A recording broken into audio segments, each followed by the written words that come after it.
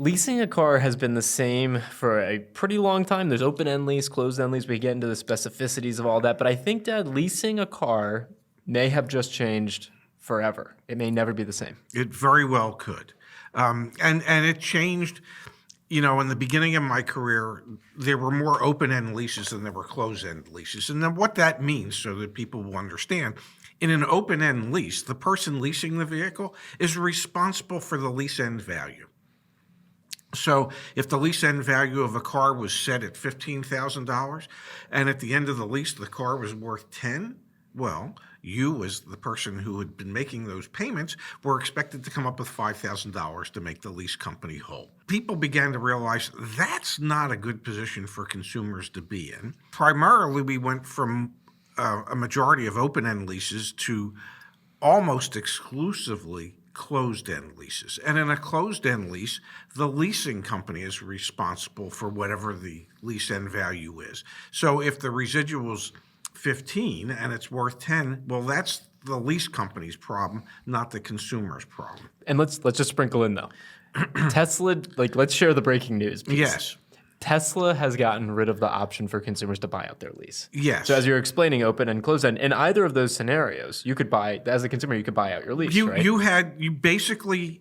Consumers had three options when it came to their lease end. They could just give it back, say, thank you very much. This has been a great experiment, but I realize I don't want to lease anymore. Here's your car. Thank you for allowing me to use it for the past 36 months and 36,000 miles. Yeah.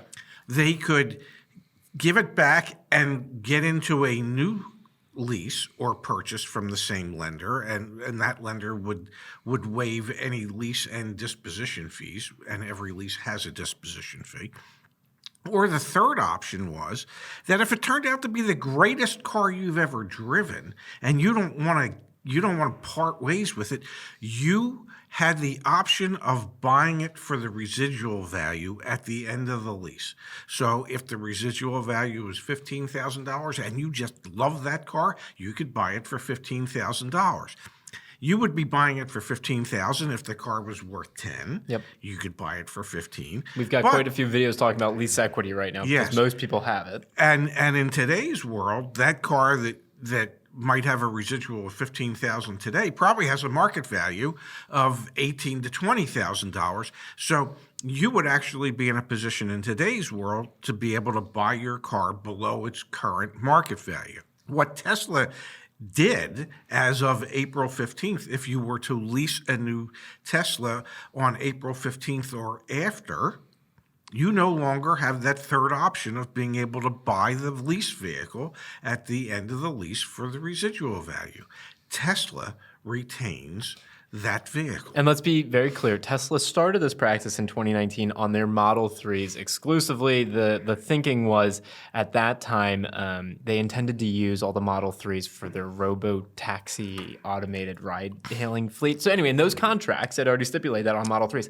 The breaking news now is that's expanded to all Teslas, which is interesting because you've got to imagine either they're all in on this robo-taxi ride-hailing thing, which if you've watched any of the full self-driving Tesla videos, we are a decade at least away from that. So I don't think it's because of that. I think it's because of the price arbitrage that they expect to continue, because there's going to be continued increased demand for Teslas and just vehicles in general. And there's going to be continued supply shortages. And now, if you're leasing, you're no longer leasing a Tesla. It's not you're renting it. We should start calling it, you have four options to get a car. You can buy it with financing, you can buy it with cash, you can lease it, or you can rent it. Yes, you could do a long-term 3-year, 36,000 mile or 15,000 mile a year rental. Because that's what it is now. It is with Tesla. Correct. Yes. I mean, that's a new option now. And will other manufacturers go in that direction? And you already know that they will, Deb, because Volvo's got their subscription program, for example. And how is this really any different than that? I mean, bundle in my Tesla auto insurance, bundle in my ability to change into a new Model 3 at the end of my, they're doing a subscription product. But here's the difference. With Volvo on the subscription product, after you've had it for 5 months and you decide you no longer want it, you can just give it back. You don't have a 36-month or a 42-month obligation. You're total obligation on the Volvo subscription program is 5 months. Yeah. After 5 months, you're free to give it back or exchange it for a different car. Do you think we'll see this language pop up in the legacy, the big OEMs lease contracts? Their dealers would love it. Their dealers would absolutely love it. We've already seen OEMs flex their muscle and say you can't sell to a third party.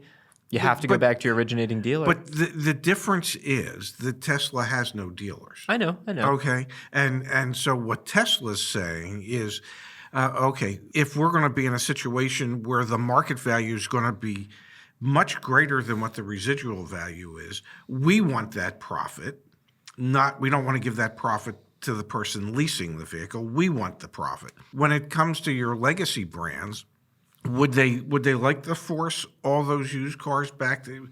Well, if you consider that it's probably going to be years before we get to a point where we won't have a shortage of pre-owned cars, I would imagine that this could be language we will be seeing in the future on all leases. I wouldn't be surprised. No. And this will be interesting because we'll have to.